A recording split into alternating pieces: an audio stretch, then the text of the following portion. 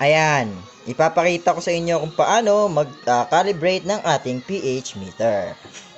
So, ito po ang ating pH meter mga kaibigan. Ito po ay nabili ko lamang sa Shopee. Yan. Kakalibrate natin yan gamit itong mga powder na ito. Yan. Buffer powder. Yan. Dalawa po yan ha. Ito yung gagamitin natin. So, ang gagamitin nating tubig para dyan ay ito. Absolute Pure Distilled Drinking Water. Dapat distilled water ang ating gamitin para makuha natin yung accurate reading ng ating pH meter. Yan. At ito naman yung mga lalagyanan. Bakit po tatlo ang ating kailangan? Dahil ang una ay para dito. Yung pangalawa ay para dito. At ang pangatlo naman po ay pagbabanlawan natin ng ating pH meter. Ito po yung ating gagawing banlawan. Yan. At syempre, kailangan din natin ng pamunas. Malinis na tela. Pamunas sa ating pH. pH meter. Yan. Kailangan kasi nating punasan yan para hindi maghalo yung buffer solutions natin. Okay? So, bawat lagayan po ay 250 ml ng tubig na distilled water ang kailangan para accurate ang reading na makuha natin dito sa ating pH meter.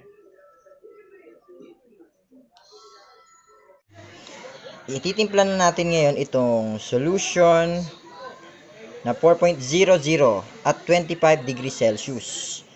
Ayan, titimpla na natin. Ititimpla.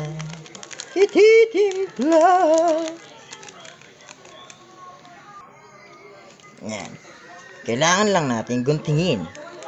Babala, mag-ingat sa paggamit ng gunting. Maaring magpatulong sa nakatatanda o sa mga binata at dalaga. Ayan. So, ito yung una.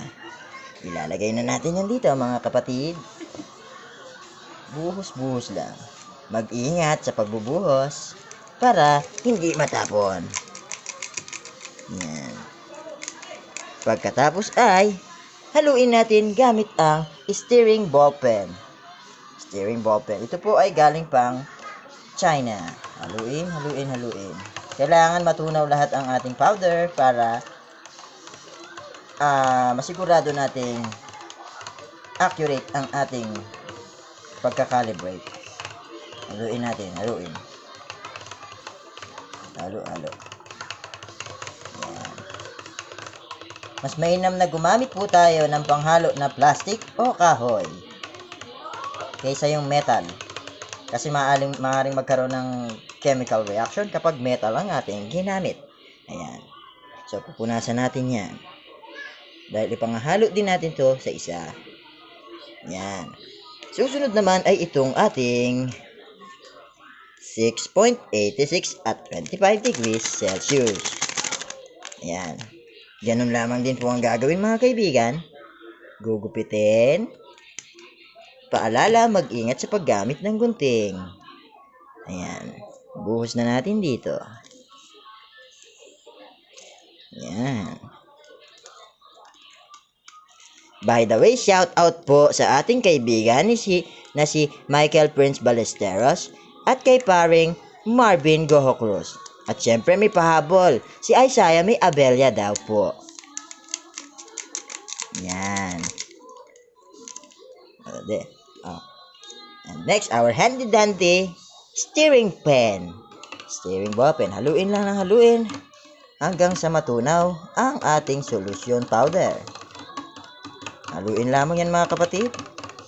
Kailangan ng mahabang pasensya. Halo.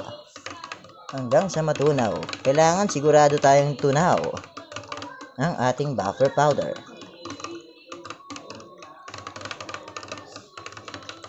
Yan. Halu-haluin lamang po. Yan. So, okay na. So, ikakalibrate na natin ang ating pH meter. Yan, i-on lang natin yan. If kulit yan, i-on nyo lang And then, i-dip nyo dito sa solution na kulay red, ang label. By the way, ito po ay distilled water lang. Ang purpose nito is panghugas natin dito para pag dito na natin siya i-calibrate, hindi maghalo yung chemical. So, ayan. Press lang natin yung cal. Long press. Antayin yung mag-blink. Yan. Pag nag-blink, lumabas yung word na end, release. Yan. So, 4.04 ang lumabas. Pero actually, 4 dapat yan eh. Ayan, 4 na siya. Kasi yan yung i-read niya. 4.00. 4.03. Ayan. Maliit na bagay lang naman yung 0.03 na yan. Ang importante lang, malapit dito sa number na to. Hindi sa sobrang taas, hindi sa sobrang baba. 4.05 yan. Maano lang yan. Maliit na bagay lang yan. Yan. Kahit mag 4.1 yan, pwede. 4.05 yan. Maliit na ano lang yan. Maliit na difference. So, dip natin. Okay na dyan. Then, punasan.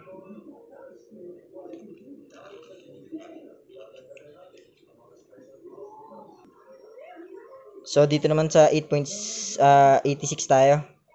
Ayan, meron kasing tubig sa ano yan, kaya nagre-read pa rin siya. Ayan, 00. Ganun din. Dip lang natin. Then, pindutin natin yung cal. Long press lang din.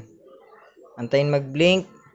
Pag lumabas yung end, release. Yan. So, yun lang po. Ganun kadali. 6.84. 6.86 dapat eh.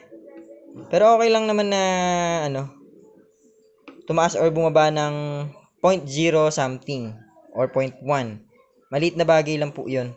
Ang importante, 6.8. Yan, nandyan siya. Nakatungtong siya sa 6.8. Ito naman, 4.0. Yan. So, 6.88. Ayan, maliit na bagay. 0.02 lang yung tinaas niya. So, ganun lang. Pag hindi niyo makuha yung yung tamang pH level nito, ulitin nyo lang. I-turn off nyo, then on, turn off nyo ulit, then ganun ulit. Dip. Pindutin yung cal hanggang sa mag-blink, and then pag nag-end, i-release. So, ayan. Tapos na tayong mag-calibrate ng ating pH meter. Ngayon naman, tetestingin natin kung accurate ba meter. So, dapat ang lalabas dito is 4.00 or kung tumaas man, mga 0 point lang, something. Ganon din dito. Dapat 6.86 or tumaas man, konti lang. Hindi pwedeng sobrang taas, hindi pwedeng umabot ng 7 or 5. Ganon din dito. Hindi rin dapat sumobrang baba or sobrang taas. So, tignan natin. So, dapat 4.0. Kailangan na stable. Yan. 39 point. Yan. Tayo nating maging stable yung kanyang reading.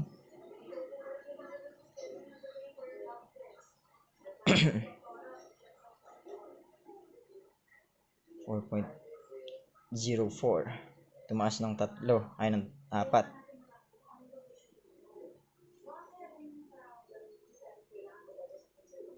So, yan. 4.04. So, pwede na po yan. Napakaliit na difference niyan. 4.04. 0.04 lang ang sobra. So, yan. Okay na okay siya. Ibig sabihin. Sausaw natin ulit. Tsaka punasan. So, ngayon naman dito sa 6.86. Dapat 6.86 siya. Nga pala, kaya hinihipan ko yung pinaka niya para mawala totally yung tubig. Para bumalik siya sa 0. Yan. Kasi may mga natitirang tubig diyan sa Yan. So ngayon dito naman sa 6.86. Dapat 6.86 or malapit dyan ang lumabas na reading.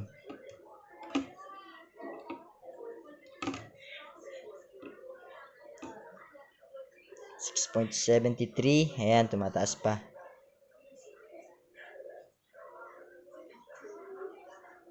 6.78, 6.81,